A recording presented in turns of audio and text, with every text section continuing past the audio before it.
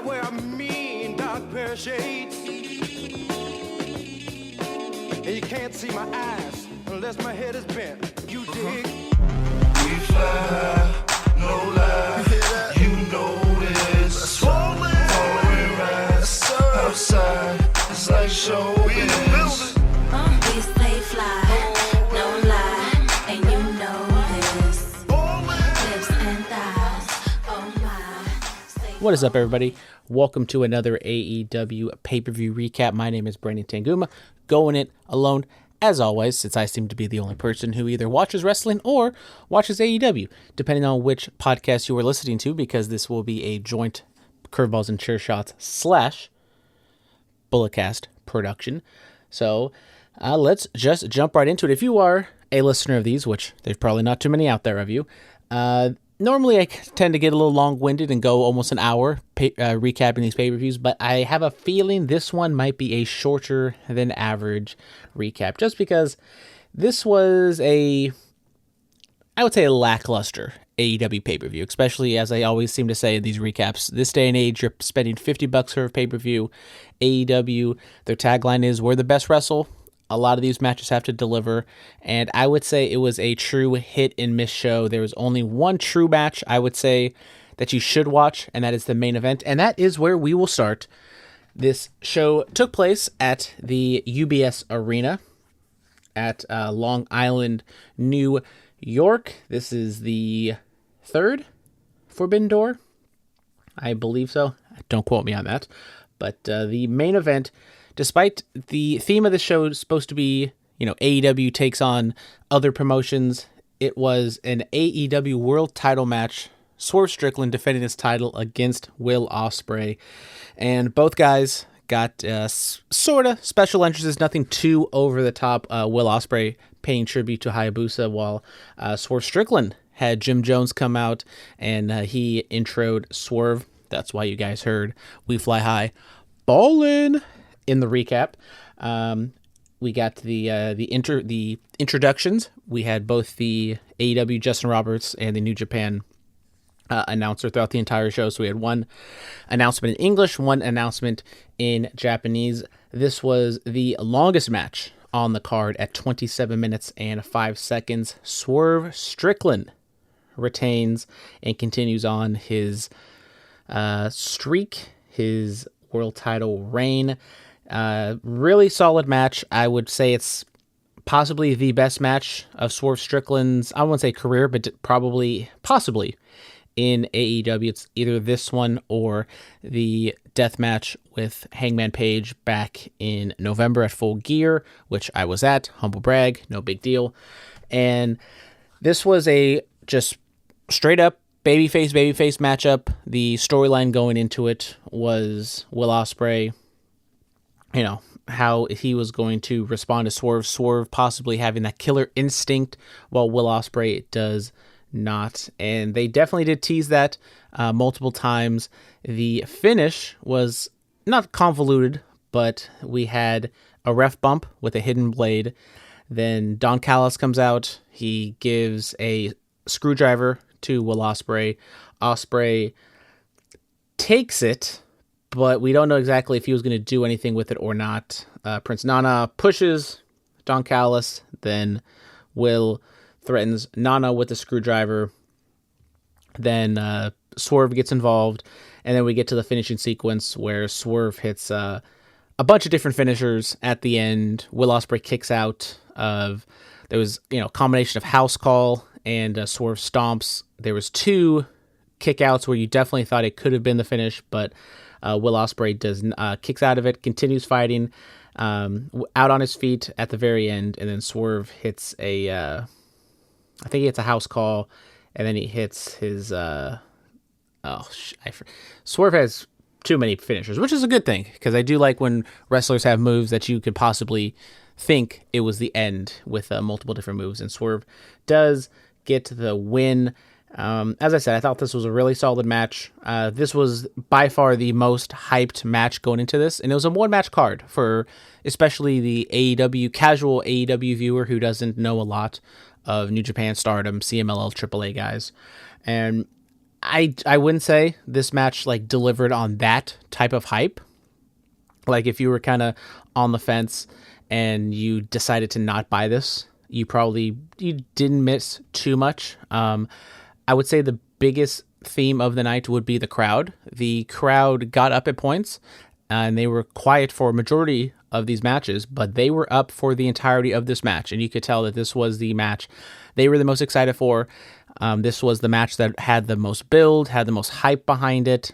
And I mean, this is match 15 in total, 10th match on the main card. And comparative to all the other matches, this one had the most heat. And it definitely did add to it, because as we go through the card, march through it, a lot of these matches are going to have fans sitting on their hands, not really caring for a number of reasons, whether it's they don't know the person, whether they don't care, action wasn't great, there wasn't too much build to it. But this main event did have all of it, and it was a good match, really good match, but I would say didn't have enough to like quote unquote save the show. If this match was the main event of a kind of typical AEW pay-per-view where it had 2 or 3 other really top-tier stellar matches, then this would be a no doubt thumbs up A show. But that just was not the case. This was a disappointing show, to say the least. Swerve getting the win was no surprise, with this being kind of out of nowhere. Not out of nowhere, but with people kind of crowning Will Ospreay winning the title match at All In at Wembley. It was a little bit of a surprise that he got this match at Forbidden Door 2 months, a month and a half out from that Wembley show. And Swerve just pretty much beats him clean. You get the ref bump, you start to think, oh, okay, this is how they're going to protect Will Ospreay. He's going to be distracted. Swerve takes advantage, and then that's how he wins. But no, they teased it. Ospreay kicks out of 2 very believable finishing sequences, and I did like the very, very end where Will kind of spazzed out and was trying to go for the hidden blade. He was kind of out on his feet, and he kind of collapsed in Swerve's arms, and he just kind of hugged Ospreay, pats him on the head, pushes him, and then hits the I believe it's a house call. I have the like the play-by-play here. I probably should look at that. If I have it at my disposal, you think I would. So yeah, after Ospreay went after Swerve with the hidden blade, but was exhausted, Swerve blocked it, patted Ospreay on the back, dropped him, then landed another house call. He played to the crowd, landed the big pressure for the win. So that is the name of his move. It's a made in Japan. I believe it's the same exact move that. Jesus Christ, I'm a terrible wrestling fan. But good thing I have the Wikipedia in front of me. Shingo uses as well. And yeah, Swerve wins. Very good match. It was, as I said, centerpiece of the show. Not enough to save it. The decision to go with this, a little quizzical. Obviously, it seems as though they have a direction, a plan for All In. We did see MJF during the match watching this on a screen. Well, we didn't see what was on the screen, but we did see MJF looking at a television. We presume he was watching this match. We also had Danny Garcia up in the rafters watching this as well. So Will Ospreay was defending his international title against Danny Garcia at Dynamite. I don't know how that match will go. If Ospreay will just beat Garcia, continue to have that title, or maybe he loses again and he goes on to face MJF at All In. We did get a Hangman Page vignette on Collision, not outright Hangman. It was just like the back of his head, and had images of that Swerve Strickland invading his house segment from all those months ago, and believes that we're going to get Hangman as the wild card in that Owen Cup tournament. Kind of quizzical why they just kind of threw that in the middle of a Collision.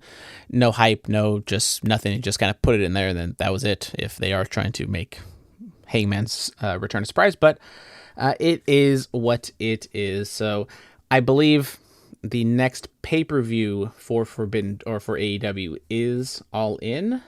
Yeah, so quite a ways away for the next pay-per-view. That is August 25th. So no pay-per-view in July. Got to wait all the way till the end of August. But we have a 2 pay-per-views in 3 weeks when it comes to All In and All Out. I wonder what they will do in the meantime, if they are going to go to an extended build with Swerve and whoever he faces, but with presumably the champion will defend his title against whoever the Owen Hart tournament winner is at All In. Does Swerve have a little mini feud? He is going to probably be in the Blood and Guts match at the end of July, so that's kind of the pay-per-view for July, but it'll be on free television. So Swerve will probably be linked up in that for July, and then whoever wins, he will face off in August. So I just answered my own question. But yeah, nothing heard from Will here. We did get JR commenting right before the match started that Will Ospreay is undefeated, and I was like, oh, there we go. Ospreay is definitely going to lose this match, but they didn't make a big deal out of that going into it. Like, they just kind of said, oh yeah, Will Ospreay's, on a roll. He's gaining momentum. He's trying to, win 2 titles and take the, title off of Swerve, but they didn't really hammer the fact that he's undefeated, which I think he could have maybe built that up a little bit more, especially if you are going to take that from him. But, yeah, so Swerve wins. He moves on. Will Ospreay is not the champion, which a lot of people thought he would be. But I think that's fine. Swerve, you don't want him to be like a transitional champion, and thus far in his reign, he hasn't felt like the top guy. He hasn't had like the, that type of moment. And, he had his one defense against Christian. He had this really good match against Ospreay. And so now you can give him a little bit of momentum, possibly go into All In against Hangman, or even if it is Danielson, because those seem to be the only 2 people who actually have a chance in hell of main eventing an All In, which that's the other thing is Ospreay not main eventing All In. Are you really going to do Ospreay MJF? No title main event? I don't think so. It's probably going to be Swerve and whoever the challenger will be, but we will have to wait and see on that. Let's revert it back all the way to the beginning, and we will go in chronological order. There was a pre-show, 5 pre-show matches in total. I did not watch any of these matches. I was going to catch the tail end of the pre-show, but unfortunately, there might have been an incident at my house around 4:20. Not like that, but I may or may not have smoked out the house. Just a quick little PSA for all you kids out there. Do not try to bake 2 Papa Murphy's pizzas in the oven at the same time, because you may burn a pizza and it might almost set the house on fire. But that's neither here nor there. We're fine. Everything's good now. And also, I found out how to disarm the fire alarm. The more you know. At 30 years old, learning new things every day. But starting off with the, nothing of note really happened in the pre-show. Mariah May did win her Owen Hart Cup match against Saraya, so she moves on. Just a bunch of tag matches, a kind of random Kyle Fletcher match against Serpentico. Why is that? I don't know. But the opening match of a pay-per-view is MJF taking on Hechicero in just a straight-up regular match. $9.50 is the total, and the hometown boy, MJF Shocker, gets the win here. He gets a good crowd reaction, solid pop. You're like, okay, we're off to the races. It's going to be a hot crowd. But you go back in time, you look at the other pops for MJF. I mean, literally the last pay-per-view match he had was in Long Island at World's End when he lost to Samoa Joe. And I would say probably not the same. I mean, maybe a little bit less than. Definitely from those times he was feuding with Punk in 2022 and some of the other, 2023 when he's either on the come up to winning the title or being the champion itself. So just kind of a little spotlight, a little microcosm, a little flashpoint of where MJF is, and kind of comparing it to past times in his hometown. You can kind of tell that he's not exactly the same. He's not as over as he's been in the past, but this match was a very strange matchup. He faces Hechicero after defeating Roosh on Dynamite a couple weeks ago. Just a strange random matchup. He was feuding with Roosh since Double or Nothing, and I really did enjoy his return promo. He was just no nonsense. Said, I'm going to cut the bullshit. I'm going to go back to basically the heel MJF without saying it in those terms. But frankly, I haven't been the biggest fan of what MJF has been doing these, past month, 5-6 weeks since his return. It does have a little bit of those, babyface title run hints that I just despised, where he just feels he's the smartest person in the room. And oh my God, aren't I so clever that I'm plugging the pay-per-view on, Bleacher Report and saying the dates? And aren't I just the most smartest boy in the whole world? Aren't I so funny? Which is very eye-rolling. And just, yeah, there's aspects of MJF's character where I'm still not all the way with, but he's cut enough out of the silly shtick that I'm not all the way out on him. But as I said, still seems as though the MJF character has some rebuilding to do since last year. He goes for a crowd surf during his entrance, maybe trying to one-up Cody, who did a crowd surf in Scotland at one of the press conferences, and it did not go well. He just he got lifted up, and whether the crowd didn't know what to do, wasn't strong enough, I don't know what the case was. MJF was trying to tell him to push him to one side, and they just didn't do it. He just kind of stayed there, and then they pushed him back onto the ramp. So a fail from MJF on that part. But as I said, 9 minutes 50 seconds, MJF wins.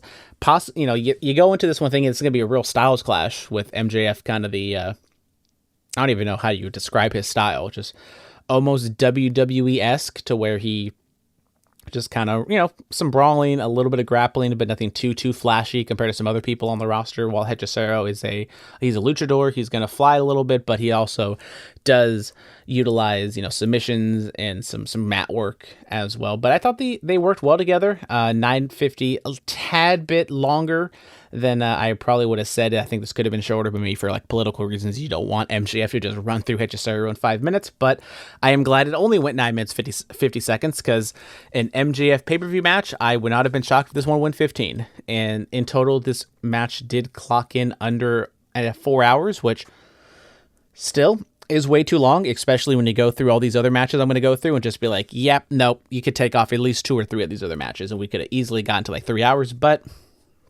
I would not complain with a throwaway MJF match going under 10 minutes. Going back to the Will Ospreay thing, seems as though he's going to take on Ospreay at Wembley. What does he do in the meantime? I do not know. He's not a part of the Owen Cup. He maybe interferes in that match on Wednesday. I don't know. Maybe they're teamed together and they are going up against the Elite at Blood and Guts. But we will have to wait and see about that. Speaking about the Elite, they had a match up next. They were second on the card with Matthew and Nicholas Jackson, team with Kazuchika Okada, taking on the Acclaim and Hiroshi Tanahashi. This one goes 13 minutes. Definitely this one did not need to go 13. Could have shaved a few minutes off of this one. The Elite win. Okada pins Tanahashi, and the crowd, this was kind of the first glance of the crowd kind of sitting on their hands, and almost deservedly so. They were probably the most they were into was the Acclaimed and Tanahashi entrance, and then just anything Okada did. They reacted big to Okada. He's still a huge star despite being a heel. I mean, he's committed to the bit. He's doing kind of the kooky, over the top, zany heel act, but it garners no heat. People really like Okada. They want to cheer him. They know how good he is, and he's kind of doing the shtick, but no one buys it. The Young Bucks, this is a trios match, second match on the card. They're not going to go balls to the wall at their age, in their mid-30s. So it was just kind of there. This is definitely one of those matches that could have been on a Dynamite or Collision, and I would have been perfectly fine with this. This did not need to be on the pay-per-view. I get it, you're doing something with the Elite and the Acclaimed in a tag feud, but there's no reason for this thing to be on here. This one definitely should have been on the cutting room floor. And poor Tanahashi, you can tell, even in a trios match where you're trying to hide him and trying to showcase him in spurts, his knees are shot. He's definitely not the guy he was 5, 6, 10 years ago. And yeah, I'm just, the as I said on the Bulletcast, the Elite, they had a strong angle with taking out Tony Khan, taking out Kenny Omega, and then ever since then, it just has flopped. I don't know what they're doing. They're doing the as much as I don't need to get into like the corporate ladder of AEW, but Tony Khan was like sent off TV, and then he just kind of came back after a couple weeks. But then Christopher Daniels is there to like be the voice for Tony, but Tony's there making announcements for like other things, and Christopher Daniels is like kind of like in charge of. He's like Kenny Omega, but like Kenny Omega was never like an authority figure to begin with, so I don't really understand what they're going with the whole power struggle for AEW. But I guess it's a positive that Tony Khan isn't really on television all that much, but we're getting weird Christopher Daniels match announcements. But anyways, then we get possibly the second, or I'd probably say the second best match on the card. A matchup a lot of people were looking forward to, Mr. X included. He said this was the match he was looking forward to the most. Bryan Danielson and Shingo Takagi in an opening round match in the Owen Hart tournament. This one went 20 minutes, and this was definitely a dream match in the last year of Danielson's quote-unquote full retirement or full-time retirement tour. He takes on Shingo. Real dream match, what people would want to see. I almost kind of wish the Owen Hart Cup wasn't a part of it, just because you kind of knew Danielson was going to win here. And I think that's another thing with a lot of these matches on this card is, every match, like just kind of going through it, I probably would have predicted. Like, I'm not trying to toot my own horn, but like outside of like the 6-man tags, where it just is kind of a toss-up. You can go either which way, but like the main 8 matches on the main card, I probably would have said all of the finishes were what I would have predicted. And that's definitely the case here with Danielson and Takagi. It's not a Bryan Danielson match if he doesn't, kick someone's fucking head in. He tries to have a serious neck and head injury, has to get checked up by the doctors, so everyone has to pretend like he's, dying out there, which I'm not the biggest fan of. It just takes me out of the match. Even when he does it, like, very good, and I wouldn't say this was, like, the best form of it. Like, if you go back to the Dynasty match with Ospreay, I thought that one was a tad bit more believable, and that's, I don't like it. I just think it takes you out of it, whether you think it's really happening or you see it for what it is of him, being a bullshitter. I just think no matter what he's going for, it doesn't add to the match at all. And it's almost like the boy cried wolf situation. He goes after it so much, and God forbid he actually does get hurt. No one's going to really think he's actually hurt. But they go back and forth. This is a strong style type of match. Shingo put a lot of heat on Danielson. Danielson gets, the early offense. Shingo cuts him off, takes a majority of it, including the was like a twisting brain buster from the kind of hanging off the apron, and he drives Danielson's head into the ground, and that's what kind of started the whole neck injury spot with Danielson. And Shingo just kind of goes after him a little bit more. Danielson fires up, makes the gets the comeback, and gets. Once again, I have the info in front of me. You think I would actually know what was happening? Oh yes, the finish. Not a big fan of the finish. Also Nigel was just on another level here, just trolling the hell out of Danielson. I don't know if they are going to do a Nigel Danielson match at Wembley, but Nigel's been hammering Danielson for well over a year now at this point, and he was just going in on him throughout this entire match. So I don't know if that's just him continuing the bit, or there really is some sort of plan in place for these two to face off at Wembley. And I get it, there's a big story behind. There's a legendary rivalry from the 2000s with these two guys, but if it is true Danielson is going to retire from full-time competition in the next couple months, like, do you really want to use a match at Wembley Stadium against 50, 60,000 people against Nigel McGuinness? I don't know. I would rather him face a more full-time AEW guy, but Nigel, he's British. Crowd's going to like him. It's a legendary feud. we'll have to wait and see on that front. But Danielson escapes Shingo's grip and landed a high kick. He came back with some yes kicks and a near fall. He followed with a series of spotty stomps and a triangle mid-ring and eventually got the tap-out win. So, yeah, Danielson going for like an arm bar. Not a Ronda Rousey arm bar, but like a Becky Lynch arm bar, if you know what I'm talking about. And Shingo, it wasn't exactly clear what happened just because like the camera didn't capture it properly, which maybe, I was complaining about. I didn't like the finish, but I just kind of read it wrong because I thought it was that kind of stone cold finish where at WrestleMania 13 in the submission match where you pass out from the pain, which as someone who watches a lot of UFC and knows kind of how real submissions work, you don't pass out from your shoulder getting stretched out. You pass out from a choke, and it's not a choke. So, that's just maybe me being a little more, too technical and too nitpicky here. But Taz did try to point out that it was a verbal submission.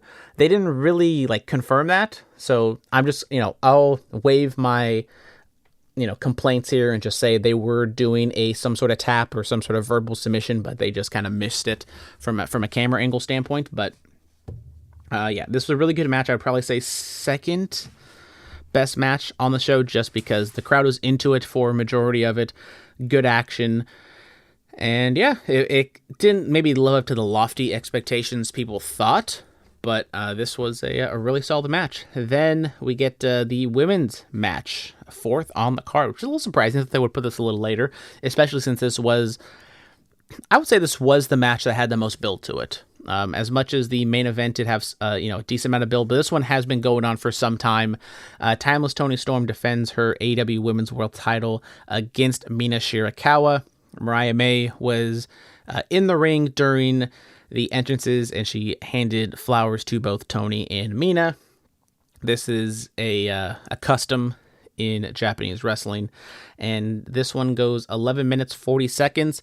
You thought maybe Mariah May was going to be involved in the finish. She was at ringside sitting in a chair, looking very dismayed, didn't know what to do with herself, looking, sad, but nope, nothing really happened. They just had a straight up wrestling match. It goes 11 minutes 40 seconds. Storm hits the Storm. I always get like her move and Will Ospreay's move confused. A Storm Zero. She has a Storm Zero. Will Ospreay has a Storm Breaker. So yeah, Storm gets the win, and just a clean win for Toni Storm. You thought maybe if Mariah May got involved that possibly Mina was going to win, but the feud itself never really was around the title. It was always around Mariah May, and then May comes out or gets into the ring. Mina and Toni Storm shake hands, and then Mariah May was like, "You guys should hug," and instead of hugging, they go for a 3-way kiss, and they all walk out together. So if you guys are on Twitter or Instagram or anywhere on social media, I am sure the internet is having a field day with the video, pictures, and images. They also did a backstage interview with all three women walking together, and Toni Storm just said like their business is done or something. So there's a lot of implied sexual stuff going on with this one, and in AEW, perceivably, this is all kind of the wrestlers' ideas, so it doesn't kind of have that weird, icky feeling from like the WWE hot lesbian action era where it's like Vince doing, forcing these women to act sexually when they really don't feel comfortable.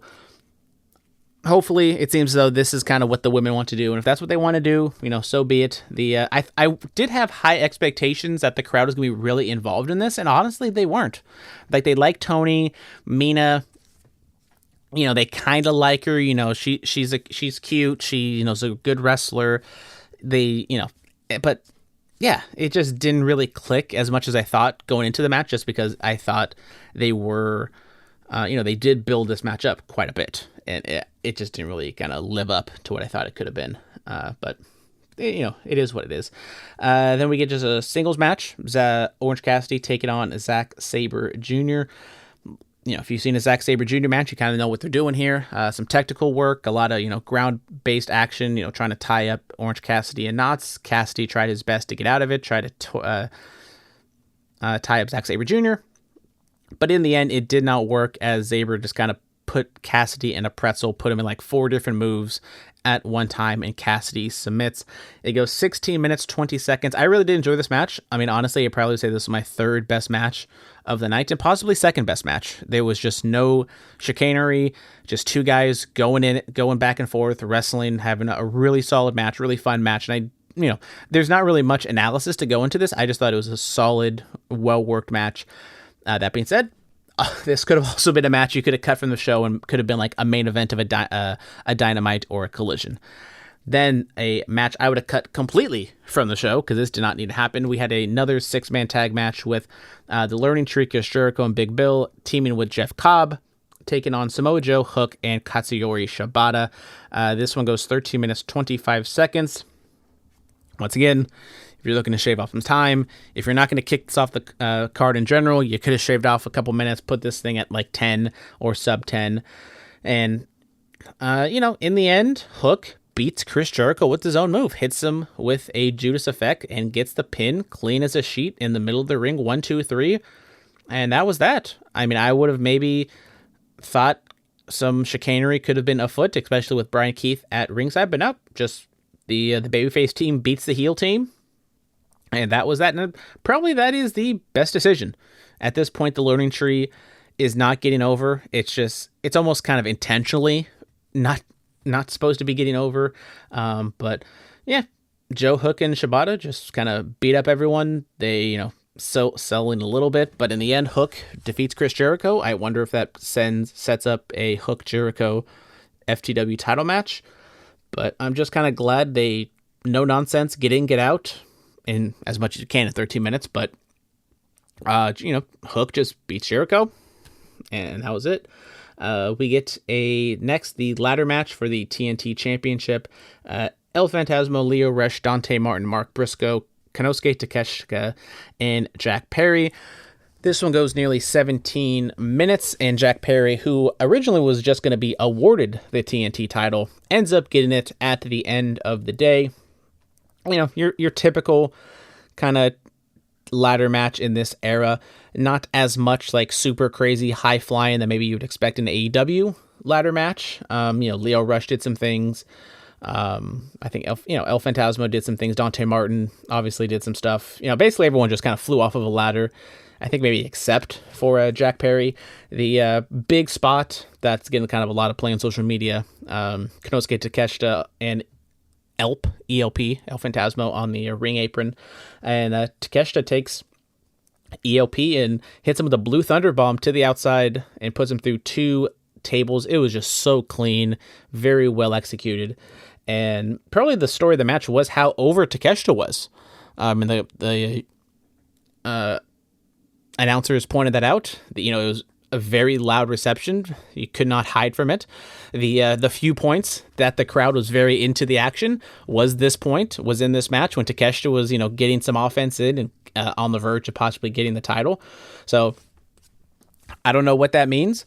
If they're going to do anything with Takeshita, I have been calling for it for a long, long time. And then, of course, he gets a good response here at Forbidden Door. And what happens? He's going to go on and go into the G1 in like a month. So he's going to be off of AEW TV for a while. Maybe Will Ospreay takes care of Don Callis. I don't know. I feel as though Takeshita is like a good fit with Don Callis because, his English isn't that great and you can have Callis talk for him, but he's been with Callis for a while. He beat Omega twice, definitely once, and he hasn't really done anything with it, and the crowd respects him. They know how talented he is, and that was put on display here. So I want something to happen with Takeshita, but that doesn't seem to be on the horizon anytime soon. For Jack Perry, it just seemed like the right option. I mean, there's some New Japan guys in here. Dante Martin, no, absolutely not. Mark Briscoe, maybe, because he's getting over with kind of those wacky promos, and we love Takeshita, but it just kind of seemed like Jack Perry's opportunity from the start. Maybe he just kind of holds it till Adam Copeland comes back in the next couple months, and they can kind of do a feud with Copeland Perry if he's still champion at that point. But I mean, it's the TNT title. I really don't care what they do with it. I wouldn't have been mad if Copeland just kind of held on to it and either it disappeared or he came back with it. And however long it takes for him to get healthy from that ankle. Then we got a winner take all match for the AEW TBS title and the New Japan Strong Women's title. We had Mercedes Moné from AEW and Stephanie Vaquer from New Japan. I've heard Stephanie Vaquer's name pronounced so many different ways, basically all from white guys, so it's very difficult for me to understand which is the proper way. I believe it's Vaquer, but I've heard like Vaquer, Vicaire, I don't know. I'm just going to say Stephanie Vaquer, because that's how it sounds right to me, and I'm just going to say it, but fuck them. I don't know. But yeah, this one goes 17 minutes, and Mercedes Moné gets the win. A tad bit ambitious to go 17 minutes. Crowd... once again, the crowd was kind of the story of this match, and not exactly in a good way. They were either you can be nice and say they're intently watching the action in the ring, or you can say they're sitting on their hands. But not a big reaction for Moné or Stephanie. They made they did some good work, with a lot of video packages for the last month, trying to hype up this match. We didn't get too much one-on-one in-person interactions with these two outside of Collision yesterday, but they did some good work. They tried, but I don't think it really worked out. The crowd, I don't know if you would call it turned on Mercedes, but it was a loud Stephanie chant. Let's go Stephanie. A little bit of a backlash with there was a loud Stephanie chant, and then there was a little bit of an opposing Moné chant, but nothing too overwhelming, which a little worrisome, I would say. And then I don't know how this started. As I said, they're in Long Island, so in the New York market. They started chanting "fuck the Celtics," and there was a guy in like the fourth row on the floor with seemed to be a Celtic shirt on, and he was egging the crowd on. I don't know if he was the reason they started chanting it, but there was a loud "fuck the Celtics," then there was a loud "fuck the Red Sox," and that just kind of turned the crowd, and they were very lively. I mean, glad to see that they were actually alive for a match and alive for something on this card, but it was kind of for the wrong reasons, as they kind of turned on Moné and were back in Vaquer. But Moné gets the win in 17 minutes. She hits her finisher, and then she hits the bank statement. Once again, let's see. Let's see. They counted each other mid-ring, leading to Mercedes to setting up her finisher and eventually hitting the Money Maker for the tap-out win. And then Moné celebrates in the middle of the ring, and what happens? We get a D.M.D. return. Yes, Britt Baker has returned. She gets a massive pop, like one of the biggest reactions. As I said, crowd was not alive for a lot, but they were definitely hyped for this, which kind of shows that the crowd, if you give them something to cheer, they will cheer. And they were really behind Britt, and they didn't do much. Britt just kind of did her entrance, eyed Mercedes from the ramp, and then just walked out. So obviously that is setting up Britt and Mercedes, possibly all the way at All In, or maybe at the Blood and Guts show in July. But I would assume they're going to save that for All In, and maybe we get some matches with Britt Baker, kind of building her way up in the case. But I really hope this is a setup for the Mercedes heel turn. I just been kind of back and forth on her and what the hell she's trying to do. Is she a face? Is she a heel? She's just kind of there, hasn't done too much character work, kind of outside of the Willow stuff. And hopefully they just kind of go full blown. She's a heel. She goes up against Britt Baker, and people give Britt Baker a reason to cheer her, and give people a reason to boo Mercedes, because thus far the Mercedes experiment has not been a success. Now, they haven't really put her in a place to succeed because she's holding a mid-card women's title, and she's facing against a woman who did not appear on the TV show. She appeared, twice in like the past month? So why was the crowd going to really care about this match? But I digress. But they should care about Mercedes against Britt Baker. Then the penultimate match, last match we'll cover here. The IWGP World Heavyweight title, Jon Moxley defending against Tetsuya Naito. This one also goes 17 minutes, and Naito wins and regains the IWGP World Heavyweight title. So the Moxley beats Naito in Chicago for the title, and then Naito beats Moxley for the title in Long Island. So back-to-back U.S. title changes for this Japanese-based championship. What does that say about the promotion? What does that say about New Japan? I don't know. But this match was a little bit of a disappointment. Once again, similar to Mercedes and Valkyrie, they put on good, they did some good work, the two big stars, but there was just not a lot of crowd heat for this. There was not much of a story going into this. Even if you do watch New Japan, which I do not, I've fallen out of favor. I'm not, I used to be the New Japan guy, not so much anymore. Wasn't really much of a story behind this. It was just Moxley's the champion. Naito's the number one contender. He's kind of the legend.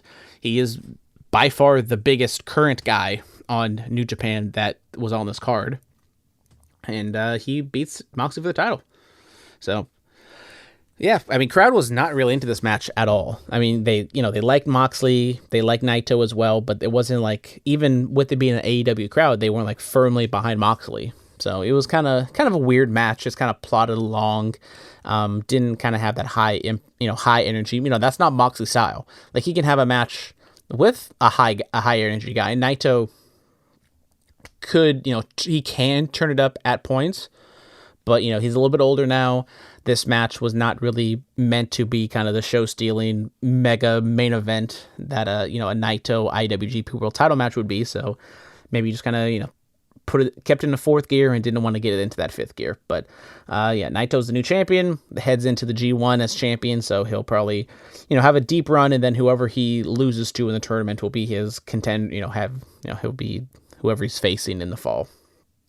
But another disappointing match, I would say. And as I painted, Swerve and Ospreay was kind of the main reason a lot of people would have ordered this show, and it delivered, but maybe not to the effect to save this show. If I'm giving it a rating, probably would give it a C+. Nothing bad really was on the show. Maybe outside of those two trios matches with the Elite and the Chris Jericho tag matches, but yeah, it's just nothing really clicked outside of kind of the main event and the Shingo match, and some of the stuff in the two women's matches. But the crowd, I think, was maybe the story of this card, and I'm not blaming the crowd. AEW is not really in a good place right now, and it might be kind of indicative on the product. Like, you would assume a Long Island crowd would be super hot and into everything, and maybe it is the chance to ditch this Forbidden Door concept, but we are going to get they did announce we're going to get a Wrestle Dynasty show on January 5th. So January 4th is Wrestle Kingdom, which is the WrestleMania of New Japan, and the next day they will have a Wrestle Dynasty show at the Tokyo Dome with New Japan, AEW, CMLL, Stardom, and a bunch, Ring of Honor, and a bunch of others. So kind of their New Japan's version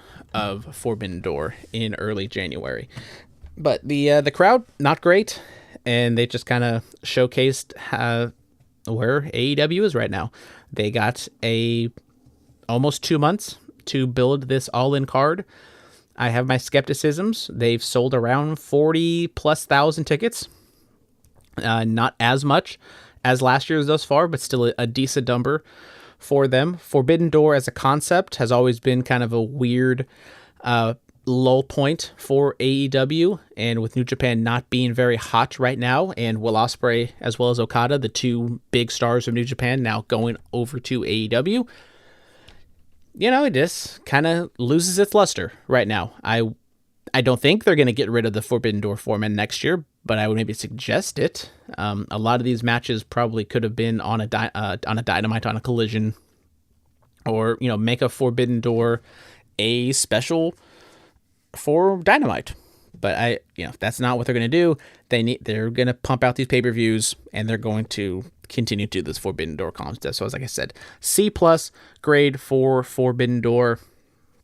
A thumbs in the middle show, and definitely a disappointment, I would say, on the curved scale of AEW pay-per-views. Next week, we got another one, WWE's Money in the Bank. Stay tuned for that. I know we'll probably be doing a recap for the Bulletcast. Maybe, probably not doing one for Curveballs and Chair Shots, but stay tuned for your regularly scheduled episodes of the Bulletcast and Curveballs and Chair Shots. Till next time, my name is Brandon. Remember, I said this was going to be a short episode, and what happened? I go 45 minutes because I'm a long-winded douchebag. But anyways, love you guys all. Big hugs, tiny kisses, goodbye, and good night. Ba-bang. Smoking paper, I buy big cars. A-fly rides to drive in my garage. Stay sky high, fly with the stars. G4 flights, 80 grand large. So we lean with it, pop with it. Vertical Jones, mean with the top missing. I'm sitting clean with the bottom kitted. I hopped out, saggy jeans and my rock glisten. But I spent about 8 grand, mommy on stage, doing the ring dance.